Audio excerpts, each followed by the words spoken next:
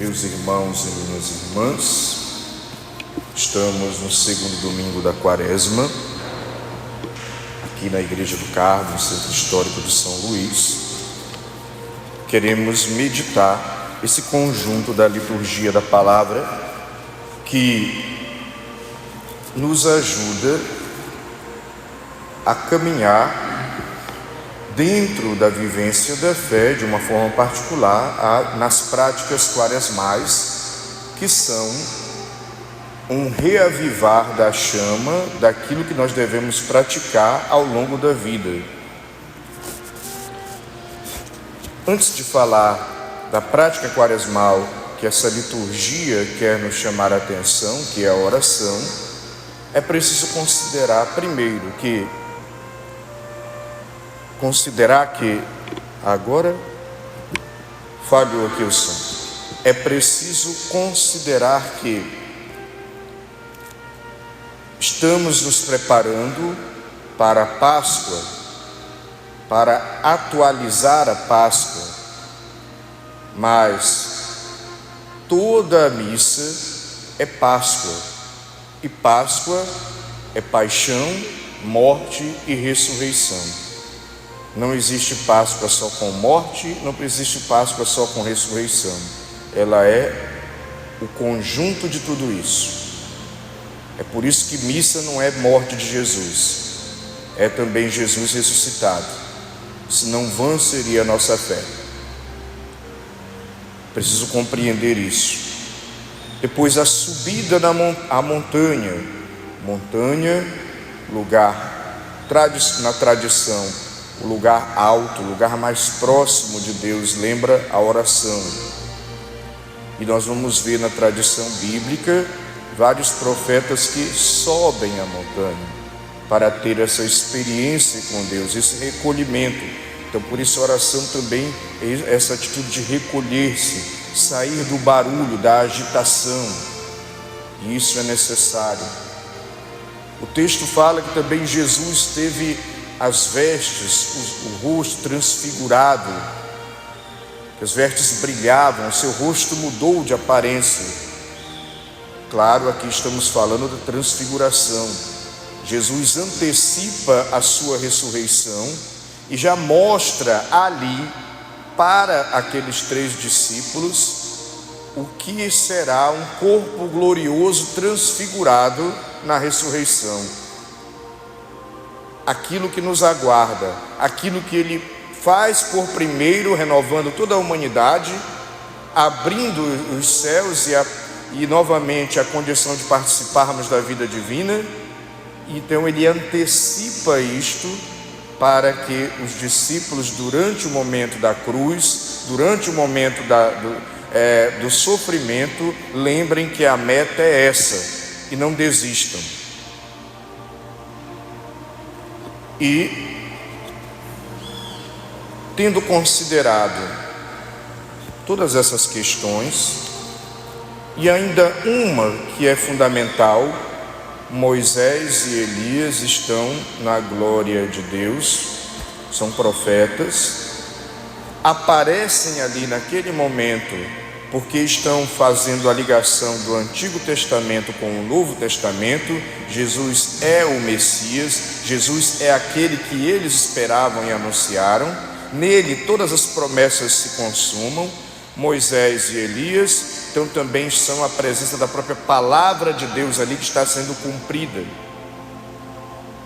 Nós não acreditamos em invocação dos mortos, e aliás, nós católicos acreditamos na nossa fé, respeitando qualquer outra manifestação, de que invocação dos mortos é invocação de demônios, porque morto para nós católicos, na nossa fé, na nossa doutrina, no nosso ensinamento, naquilo que nós seguimos e cremos, sem querer ofender ninguém, professando a nossa fé, morto não volta. Uma vez que morreu, conhecendo o seu julgamento, só tem 3 destinos possíveis: céu, inferno ou purgatório. E o purgatório ainda é provisório.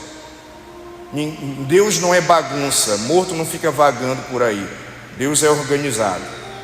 Então na nossa fé não existe invocação dos mortos. Nós católicos acreditamos que são demônios que fingem ser os mortos.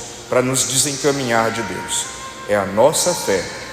E as pessoas também precisam respeitar aquilo que nós cremos. Dito isto, o que é a oração? Quinta-feira da semana que passou, que é a quinta-feira que nós temos a missa meio-dia aqui na Igreja do Carmo, também falei um pouco sobre esse tema, sobre a oração do cristão, a oração do católico. Porque muitas vezes nós rezamos, mas rezamos mal. Nós tornamos a nossa oração, recordando um pouco do que falei naquela quinta-feira, um ritualismo. Eu acho que cumprir rito e oração não é isso. E além de cumprir rito na oração, eu ainda atribuo um poder mágico. Eu acho que eu fazendo aquele rito, repetindo aquela fórmula, vai acontecer alguma coisa extraordinária. Não vai, não é mágica, senão vira um católico supersticioso. Também às vezes nós fazemos da nossa oração uma troca com Deus, e Deus não está interessado em trocar nada com a gente, está interessado no nosso coração, está interessado que nós nos voltemos para Ele, está interessado na nossa conversão. Ele não se interessa com trocas. Então, muitas vezes nós rezamos, mas rezamos mal. E às vezes, ao cair no ritualismo, apenas na prática de normas, leis, regras, de ritos, de recitação de fórmulas, nós fazemos uma oração mecânica que não surte efeito nenhum. E não surte efeito não porque Deus não ouça, é porque a oração, na realidade, é um comunicar-se com Deus a partir do nosso esforço para ouvi-lo através da oração, para entrar em sintonia com Ele através da oração, para estar em comunhão com Ele através da oração, para tornar-se amigo, íntimo, próximo de Deus na oração. Deus o tempo inteiro comunica-se conosco, o problema somos nós que estamos fechados. Então a oração é uma abertura que nós damos para Deus, é um fazer-se amigo, é um colocar-se na presença, é um ir ao encontro, é um entrar nesta sintonia com Deus, para que através dessa oração Deus possa me inspirar, Deus possa agir em mim, encontrar espaço na minha mente, no meu interior, para que Ele, inclusive na ação do Espírito, mova as minhas atitudes, os meus pensamentos, o meu coração, os meus sentimentos, inclusive opere em mim a graça dEle. Então a oração é um abrir-se para Deus.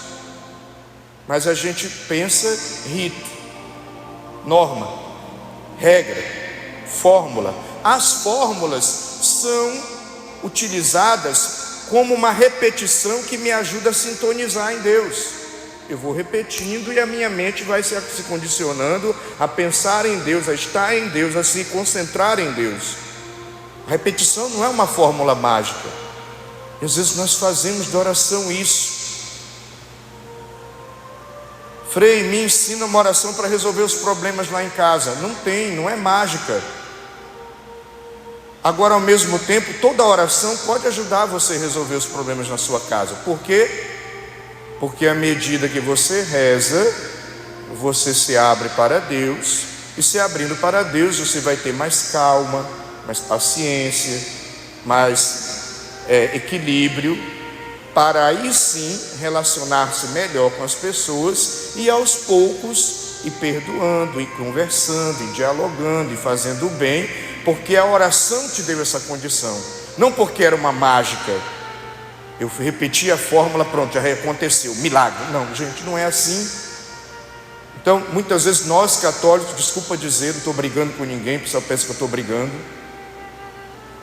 nós rezamos mal. É mecânico, é ritualista, e é troca com Deus. Não, oração não é para trocar nada com Deus. Agora, Frei, eu posso apresentar os meus problemas? Posso, devo. Eu posso desabafar, entregar, claro. Desabafe, entregue diante de Deus, num momento de oração que você sobe a montanha, ou seja, que você tira um tempo para a prática da oração, para a vivência da oração. Ali é um espaço de amizade com Deus, de intimidade com Deus, estar na presença, e ali você derrama o seu coração, ali você coloca tudo que está no seu interior.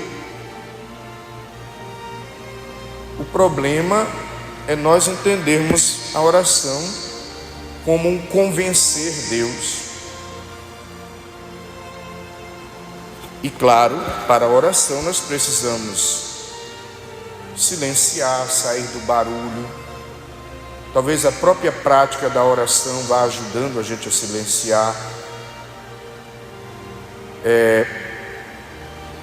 A oração pede da gente que nós tenhamos esse cuidado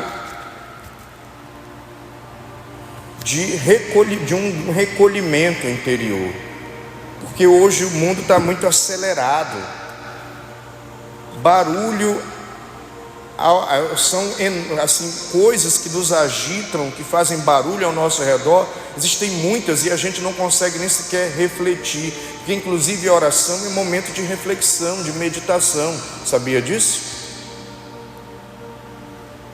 Oração não é alienação, alguém abobado que não está nem aí para o mundo, que agora é só eu e Deus. Não, quando você reza no chão da sua vida, no chão da sua realidade, a partir das suas dificuldades, a partir dos seus conflitos, a partir das suas misérias, a partir das suas lutas, e tudo isso torna-se oração, corações ao alto, como diz a liturgia da missa. Então quem reza, medita a vida inclusive, e porque medita a vida na oração em comunhão com Deus, consegue dar respostas mais profundas aos conflitos do dia a dia, porque conseguiu se retirar, conseguiu parar um pouquinho, respirar, conseguiu entrar em sintonia com Deus e conseguiu refletir o que o cerca à sua volta, as realidades, e a partir daí não se precipita. A partir daí, inclusive, está propenso a ter atitudes de sabedoria, porque acalmou o seu coração na oração, porque acalmou a sua mente na oração, e porque em sintonia com Deus, Deus pode inspirar você a agir de uma maneira sábia. Portanto, a oração é uma necessidade. A oração é algo indispensável. Nós precisamos ter vida de oração, assim como nós bebemos água e respiramos, porque só assim Deus terá espaço para agir em nós. E esse é o problema. Muitas vezes nós não damos espaço para Deus, ou porque não reservamos o tempo para a oração, ou porque estamos sempre no barulho, ou porque estamos nesse mundo acelerado que não nos deixa refletir, e a gente dá sempre as respostas à flor da pele, ao invés de meditar as coisas. Ou porque também, muitas vezes, estamos rezando mal.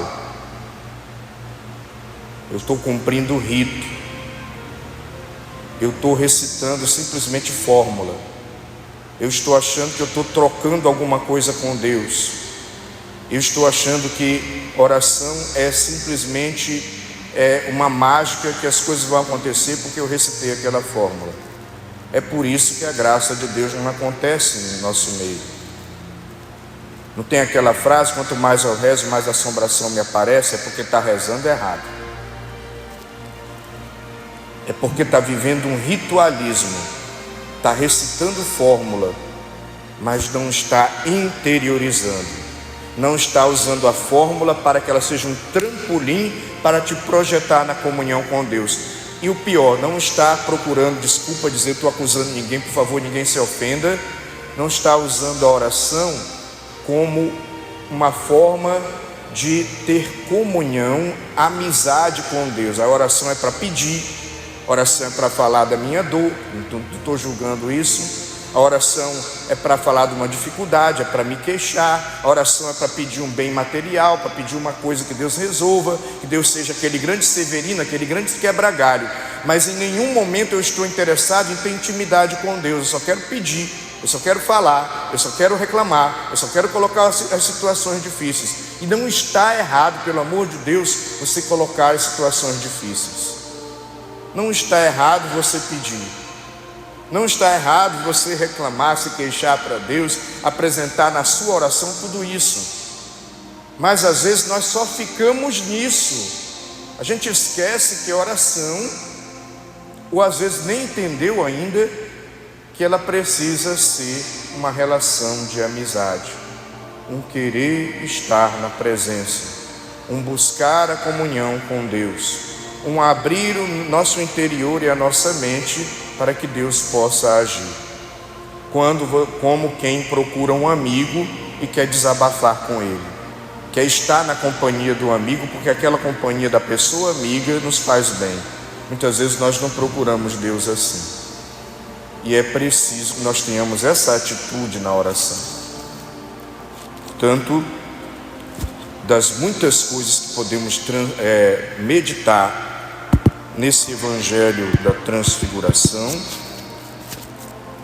a oração é essa vivência de fé que nos ajuda a viver esse processo de conversão, de amadurecimento, de santificação, para que um dia nós também sejamos transfigurados e tenhamos com Jesus um corpo glorioso na eternidade. Cultivemos a prática da oração, mas cultivemos da maneira certa. Ela não pode ser um legalismo, um ritualismo, uma fórmula mágica. Ela precisa ser uma amizade com Deus, uma intimidade com Deus, uma abertura para Deus, um estar na sua presença, um corresponder ao amor de Deus. Aí a nossa oração vai começar a dar frutos. Louvado seja nosso Senhor Jesus Cristo.